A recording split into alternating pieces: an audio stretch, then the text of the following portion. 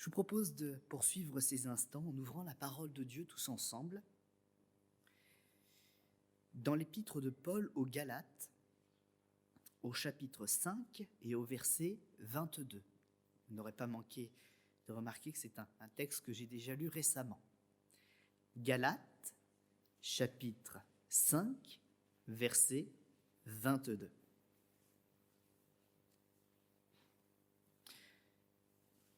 Je pense qu'à une période comme celle-ci, tous les thèmes ne conviennent pas forcément. Bien sûr, ce qui touche à la fois au salut, mais je crois que là, il faut qu'on parle de la joie, qu'on parle du salut, et qu'on parle aussi de la victoire sur la mort. Et comment rester surtout dans cet état de victoire. Je voudrais donc vous parler ce matin de la joie. Et donc, le texte que nous avons prendre en introduction dit ceci: le fruit de l'esprit, donc l'esprit avec un grand E, c'est-à-dire ce que Dieu produit en nous par son esprit, c'est l'amour, c'est la joie, la paix, la patience, la bonté, la bienveillance, la foi, la douceur, la maîtrise de soi. Amen. Voilà ce qui se passe dans une vie qui a choisi de travailler avec Dieu et de se laisser guider, enseigner, transformer par la mentalité de Dieu. J'allais même dire contaminé, même si le mot de saison n'est pas trop bien approprié, mais contaminé, mais par les bonnes choses, par l'Esprit du Seigneur. L'enseignement apporté ici par l'apôtre Paul, qui était un des serviteurs de Jésus-Christ, un serviteur tardif, parce que lui, c'est dans une révélation qu'il l'a vraiment bien connu. Eh bien, l'enseignement de cet apôtre nous amène à considérer les changements profonds, et je vais même aller plus loin que profonds, je vais dire évidents, parce qu'ils sont tellement là dans le cœur, qu'ils sont là sur le visage et ils sont là dans les mains. Peut-être même aussi dans les pieds, parce que vous savez que l'évangile, c'est quelque chose qui nous fait avancer.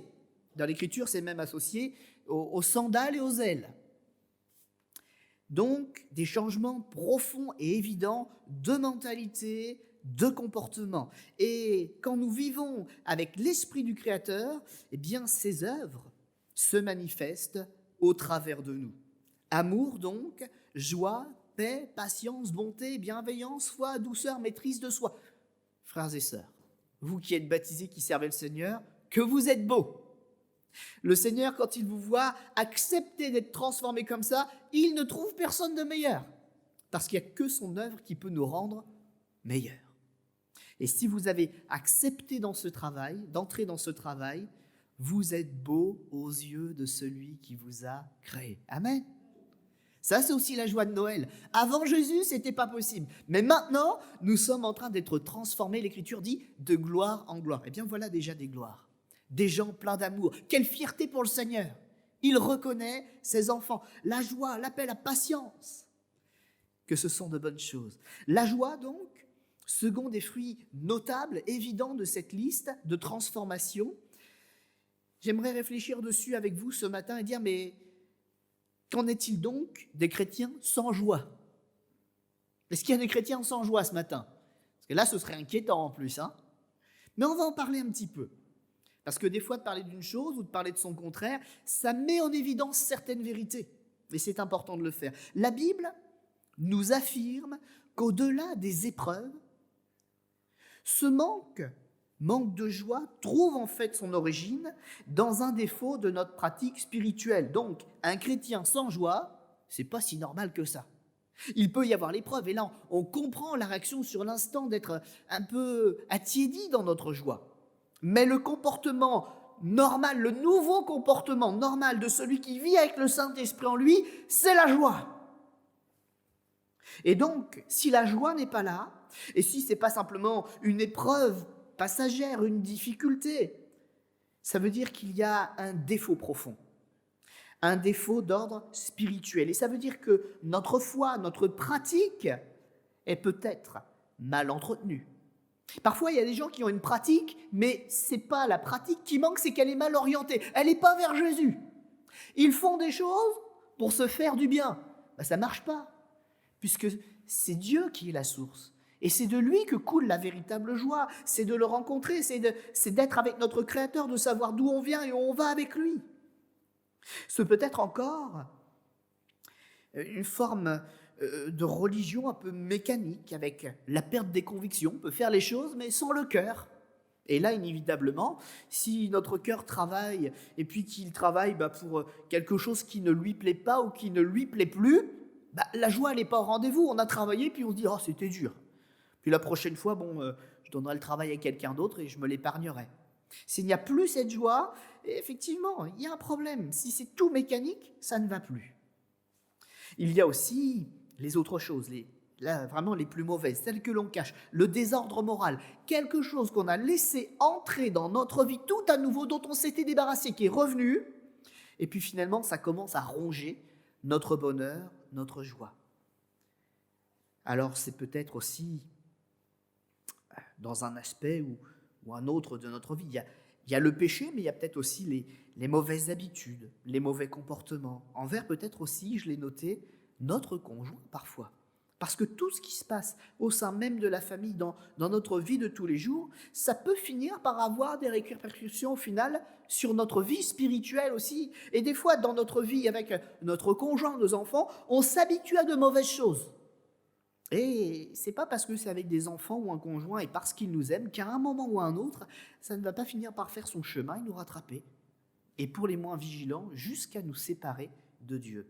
Dans l'épître de Paul aux Corinthiens, donc la première épître de Paul aux Corinthiens, la perte de joie au sein du couple peut parfois provenir, en tout cas on le comprend au travers de ce que l'on lit, de la routine qui s'est installée ou réinstallée, ou d'un manque de vigilance. On fait les choses, mais on fait les choses sans l'autre. On n'utilise plus la prévenance qu'on avait au premier jour quand l'amour était tout neuf.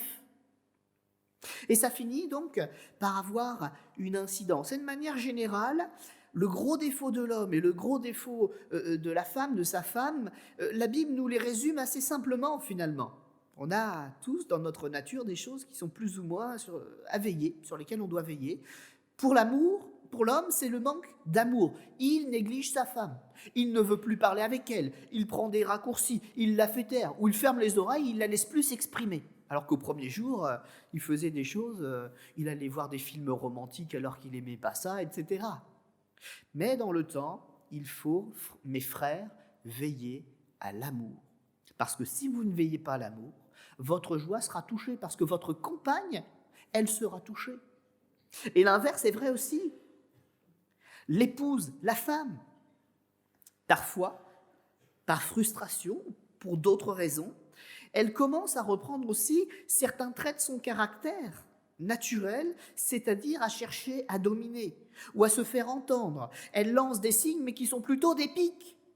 Et puis on voit certaines choses qu'elle faisait par amour qui disparaissent, les petits gestes. Et puis à la place, ça cède à de l'insoumission, peut-être même aussi dans certains cas un peu extrêmes, à une forme de mépris. Il ne m'aime plus, pourquoi je ferai un effort ? Et puis il y a le chantage affectif que l'on peut aussi retrouver à cet endroit-là. Comprenez bien qu'avec des choses comme ça, si on les laisse s'installer, la joie, elle est où ? Elle est très loin, mais elle n'est plus dans notre foyer. Un tel couple, s'il ne se reprend pas, en tout cas dans notre exemple, s'il ne prend pas au sérieux ce problème en discutant tout à nouveau, en cherchant de l'aide, on arrivera même à des compromis jusque dans leur foi. C'est pour ça qu'on voit parfois des conjoints qui sont l'un dans une église et puis l'autre dans l'autre, ou qui prient le Seigneur et qui nous disent « Oh, moi j'ai la foi, je prie le Seigneur », mais quand il faut prier avec le conjoint, on voit qu'il y a un gros problème. Et en général, dans ce type de circonstances, une fracture commence à s'installer et si on ne réagit pas, il y a généralement l'un des deux qui abandonne la foi. Et quand l'un des deux abandonne la foi, le couple, il devient très laid. C'est une souffrance permanente.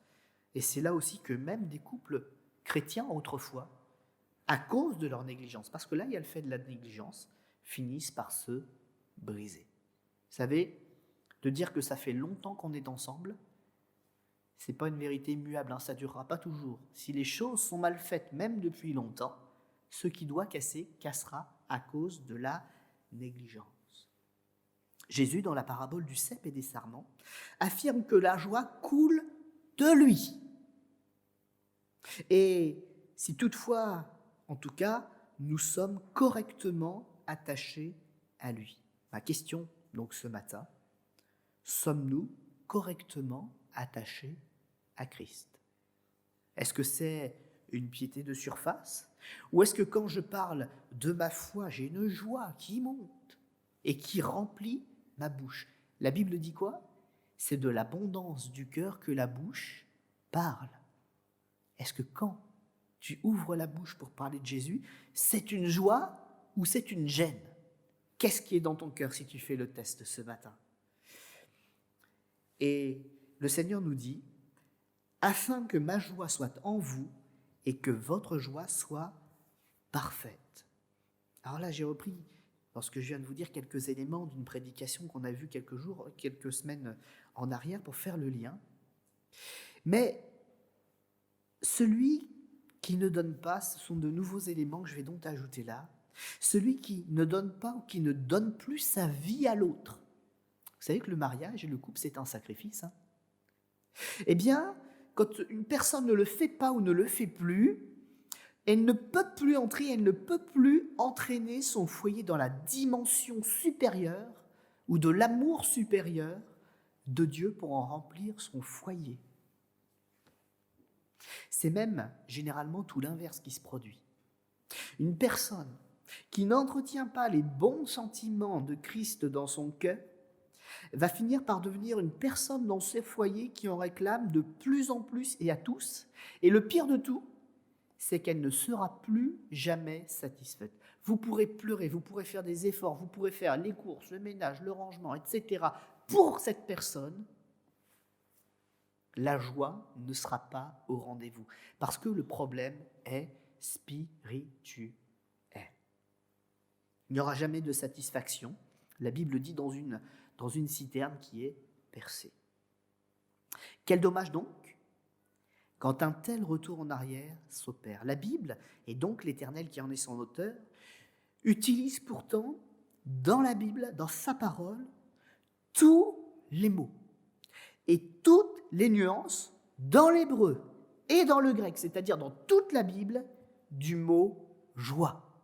Vous pouvez prendre un dictionnaire de français-hébreu ou de français-grec, et puis prendre la Bible dans ce qu'on appelle un interlinéaire, c'est-à-dire une Bible où vous avez la possibilité de lire le texte d'origine. Toutes les nuances de joie sont citées dans la Bible, avec chacune d'entre elles le commandement de dire « Réjouis-toi ». Toutes. C'est pour ça que le Seigneur dit, quand on est vraiment attaché à lui, notre joie est destinée à devenir parfaite. Quel dommage donc pour celui ou celle qui est retourné en arrière. Non content de changer notre nature par le Saint-Esprit et même notre usage, vase d'honneur portant en nous le meilleur, le Seigneur met devant nous des commandements nous ordonnant d'être dans la joie. Ça veut dire donc qu'au-delà de simplement le fait que le Seigneur nous donne des commandements, ça veut dire qu'il a aussi établi un décret officiel sur toute sa création pour que toute source de joie, j'ai ajouté pure, toute source de joie pure, doivent s'ouvrir devant nous afin que nous puissions y puiser quotidiennement. Tout ce qui est une source de joie pure, qui est à notre portée, doit s'ouvrir devant nous. Sinon, le Seigneur ne nous aurait jamais donné ce commandement « Réjouis-toi ». La joie est l'état normal de l'enfant de Dieu. Un théologien, Vinet, a écrit ceci: « La foi sans joie n'est pas la vraie foi. » Et nous, on ramène tout au texte que nous connaissons bien. La foi sans les œuvres, la foi avec les œuvres. Vous connaissez bien l'explication de ces textes. Mais ce théologien-là, après avoir étudié la notion de la joie et de la foi, leur association, il dit que c'est impossible d'être dans une foi qui sauve si on ne reçoit pas et qu'on ne ressent pas constamment la joie du salut. Nous mentons nous-mêmes si nous acceptons d'être dans cette pensée et d'avoir une foi qui est triste. La joie perdue ne peut se retrouver qu'en revenant auprès de Dieu. On peut la retrouver donc. Et si quelqu'un n'est pas pleinement dans la joie dans son cœur ce matin, eh bien sachez que le Seigneur permet ce rendez-vous pour qu'on retrouve le chemin de sa présence. Le roi David, qui a commis une énorme erreur, et même quelques-unes dans la même période, mais tout est renfermé dans la même expérience, en tout cas une grande partie, il disait ceci: « Rends-moi la joie de mon salut. » Mais nous savons que la solution n'est pas simplement dans la prière. C'est pas parce que le roi David a dit « Rends-moi la joie » que la joie lui a été rendue. Qu'est-ce qu'il a associé à sa prière ? Il a associé un acte réparateur. Il a demandé pardon de s'être éloigné du sentier tracé par Dieu pour sa vie. Retrouver la joie, c'est aussi retrouver le sentier. Et ce que j'ai noté, c'est que le roi David, il n'a pas fait sa prière tout de suite. Il a d'abord dû entendre une parole de Dieu qui lui était apportée, puis être bouleversé dans son cœur et dans ses sentiments. C'est-à-dire qu'il avait à nouveau endurci son cœur. Il n'y avait pas que la joie qui était partie, mais il y avait l'ancienne nature qui était revenue avec force. Et cet homme-là qui avait un cœur débordant de joie et d'amour, il était à nouveau hermétique, dur. Il pouvait chanter ou lire les Saintes Écritures en public et dans le temple et continuer ses activités devant les yeux de tout le monde comme si de rien n'était, jusqu'à ce qu'un prophète vienne le voir. Et dans ces temps-là, même l'écriture qu'il enseignait aux autres, qu'il défendait, sur laquelle il se basait pour écrire des cantiques, n'était plus une lampe à ses pieds, ni même une lumière sur son sentier. Il fallait écouter la parole, et ce matin nous l'écoutons, mais il fallait que cette parole ait la liberté d'agir pour corriger, et que cette correction l'amène tout à nouveau le cœur de cet homme à être pur, c'est-à-dire sanctifié, que son âme soit lavée. Dans le Nouveau Testament, nous trouvons cette parole: « Sanctifie-les par ta vérité, ta parole est la vérité. » Des indicateurs que nous pouvons voir dans la vie de ceux qui nous entourent pour déceler un problème, mais également dans notre propre vie si nous choisissons de faire le point, si nous en avons besoin.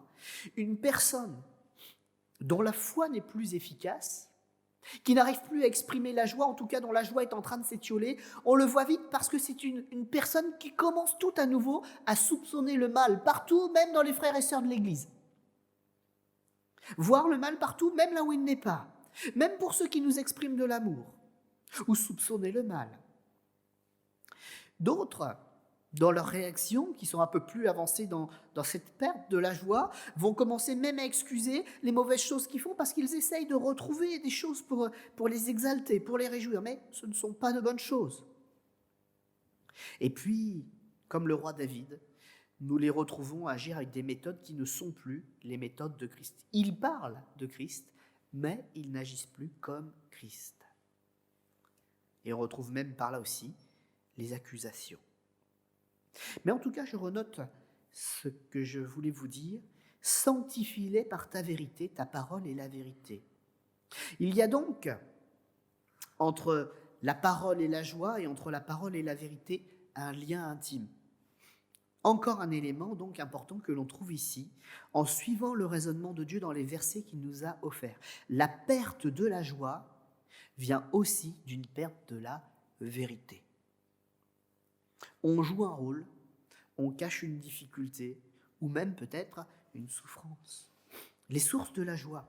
J'ai voulu vous en donner quelques-unes ce matin, pour que nous puissions véritablement faire un vrai point, et que la joie, justement, elle soit parfaite. Il y a une immense joie dans notre conversion. Le jour où on a passé par les eaux du baptême, il s'est passé quelque chose là. Je ne parle pas que du trac, mais il y a vraiment cette joie d'appartenir à Dieu. On l'a reçue et on l'a sentie de tout notre être, cette appartenance. Elle est là. Et vous savez, une fois qu'elle est entrée, elle ne nous quitte plus normalement, sauf si on est négligent. Donc la joie de la conversion. Es-tu heureux, dis-tu encore que tu es baptisé au nom de Jésus? As-tu de la joie ou as-tu de la honte? On le trouve aussi, ça, dans l'Évangile. Ceux qui auront honte de moi, j'aurai honte de leur rendre témoignage. Mais ceux qui n'ont pas honte, ceux qui le disent, je dirais vraiment de tout mon cœur, c'est comme ça qu'on ressent ce que le Seigneur nous exprime, qu'il m'appartient. Joie de la conversion, joie d'être vivant de la vie de l'Esprit et même d'avoir reçu, pour ceux qui l'ont reçu, le don du Saint-Esprit. Il y a une joie particulière à se savoir serviteur avec l'Esprit de Dieu. À savoir que notre vie peut être vraiment utilisée jusque-là avec lui et que même si on a besoin, on n'est pas juste là pour servir Dieu, mais qu'il mettra aussi sa puissance pour nous soutenir. Il y a une joie à savoir qu'on lui a tout abandonné, qu'on lui appartient jusque-là. J'encourage donc ceux qui n'ont toujours pas reçu le don à en ranimer la pensée et le désir de recevoir ce matin. Recevez le don de l'Esprit. On est une église de Pentecôte. Tous, nous devrions rechercher avec soif l'Esprit du Seigneur. Et non pas parler des merveilles intellectuellement, mais de les ressentir du plus profond de notre être, parce que à coller au plan et au cœur de Dieu à chaque instant, que toutes les fibres de notre être soient dans la joie de lui appartenir, en disant, s'il a besoin, je suis présent, si j'ai besoin, il est présent. Et de le ressentir de tout notre être avec la puissance de Dieu. Joie des victoires reçues par Christ et pour Christ. Joie de savoir qu'on n'est pas juste là à attendre quelque chose qui viendra bientôt, ou peut-être, pour ceux qui sont découragés, peut-être pas. Mais il y a des promesses scellées par celui qui ne ment jamais, celui qu'on n'a jamais pu prendre à défaut. Trouvez-moi un texte du Nouveau Testament ou avec de vraies accusations. Un regard humain, Jésus, il a bien fait les choses. Et certains voulaient l'accuser en se basant sur des faits réels. Et d'autres ont inventé des faits. Trouvez-moi une seule fois où on a pris Jésus à défaut et on a pu dire on t'accuse à juste titre. Il n'y a aucune expérience de la sorte dans la Bible. Jésus est parfait. Promesse donc, scellée par celui qui ne nous trahira jamais. Et quand il dit qu'il revient, mes frères et sœurs, c'est qu'il revient. Aujourd'hui, c'est Noël. Et ça se trouve, on n'aura pas fini la réunion qu'en un clin d'œil, en un instant, il en manquera les 2/3. Ça, c'est par la foi. Parce que je ne sais même pas s'il y aura 2/3. Je ne sais pas. Ce n'est pas moi qui connais les cœurs.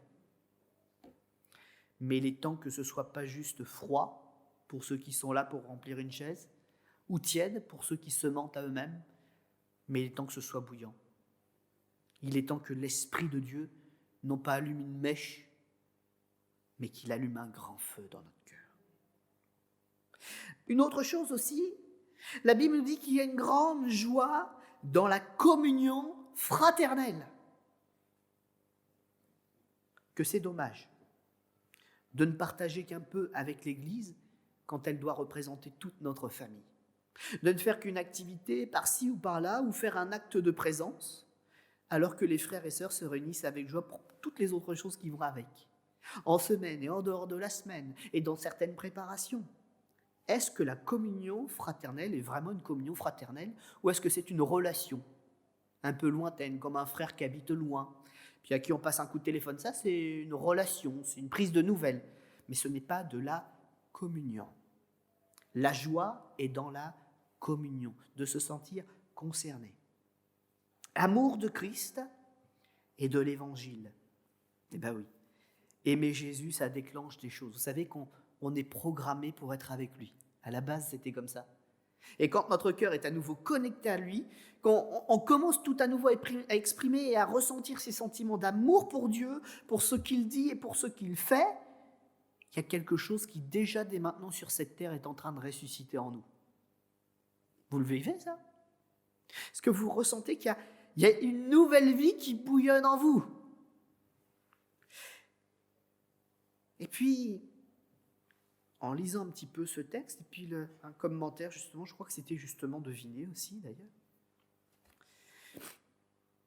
Il disait que, et c'est une réalité, puisque Pierre le dit déjà, on ne peut pas échapper à la souffrance sur cette terre. On ne peut pas échapper aux bobos, aux entorses ou je ne sais quoi. On est obligé d'avoir notre part de combat et de souffrance. Mais par contre, la joie surnaturelle de Dieu est l'antidote à la souffrance. Ce serait tellement dommage de repartir ce matin juste avec le problème et dire « j'ai entendu quelque chose d'intelligent, je vais essayer de le reproduire ».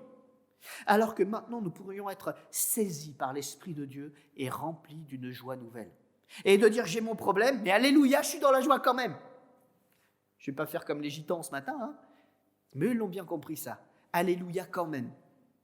Vous l'avez déjà peut-être entendu de leur bouche ça quand ils viennent. Hein. Seigneur, j'ai mes problèmes, mais alléluia quand même. La joie surnaturelle de Dieu, antidote à toute forme de souffrance. Et ça nous permet d'accéder aussi à la suite des choses qui sont belles et qui sont signalées ici, dans le verset numéro 22 de Galates chapitre 5. Vous savez, on peut voir les choses de deux manières. On a le droit. L'interprétation peut être qu'il y a des fruits de l'esprit, que c'est une énumération. Ils sont donc tous existants, mais quelque part un peu séparés les uns des autres. Celui qui a besoin de joie, on dira, reçois la joie. Celui qui a besoin d'être meilleur, il peut demander au Seigneur, remplis mon cœur de bienveillance pour mon prochain. On peut voir les choses comme ça. Mais on peut voir aussi les choses d'une autre manière, parce que je pense que dans la Bible, il n'y a pas de cloisonnage. Je pense que tout découle de la relation. Et je pense que l'amour, la joie, la paix, la passion, toutes ces choses sont liées. Et si nous manquons de soigner l'une de ces choses, les autres finissent par être touchés aussi. On ne peut pas être rempli de joie quand on n'a pas la paix avec un frère, par exemple. Et j'aimerais dire à chacun d'entre nous que si nous laissons ces choses prendre leur place, elles rayonneront en faisant augmenter des choses comme par exemple notre patience.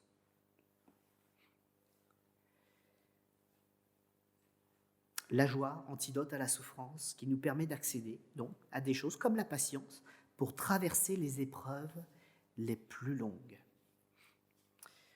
J'aime bien ce verset et tous les versets qui lui sont similaires.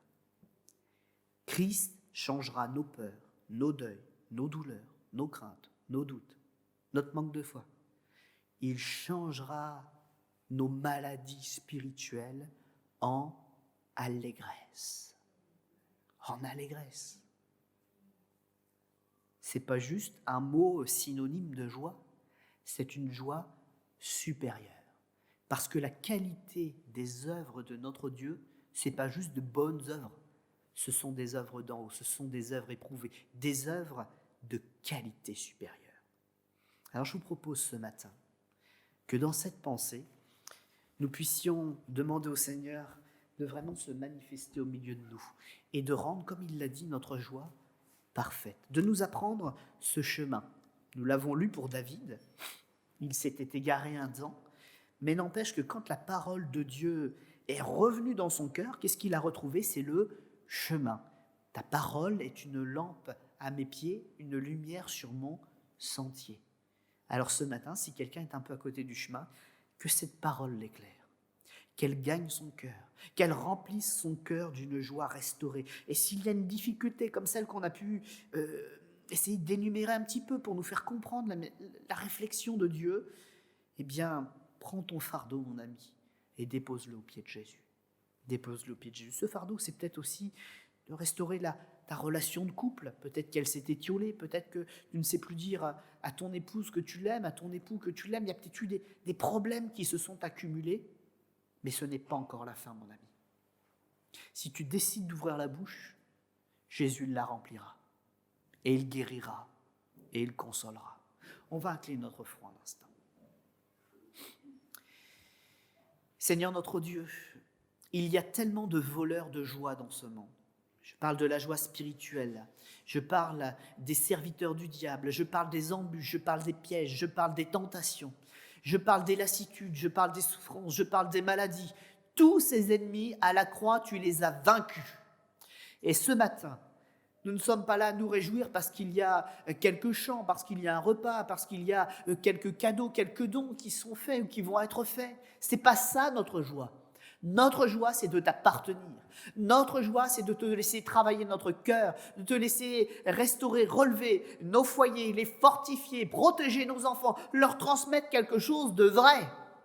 De vrai parce que nous l'aurons expérimenté, de vrai parce qu'on leur aura montré l'exemple quand nous aurions été dans la tristesse et dans la joie, en criant à Dieu, ils auront vu et reconnu l'action surnaturelle de Dieu qui met ses fruits en notre cœur. La joie de Dieu, par une foi saine, est l'antidote dont j'ai besoin pour avancer, surmonter mes épreuves, mais aussi donner le bon exemple à tous ceux qui sont à la recherche du Sauveur.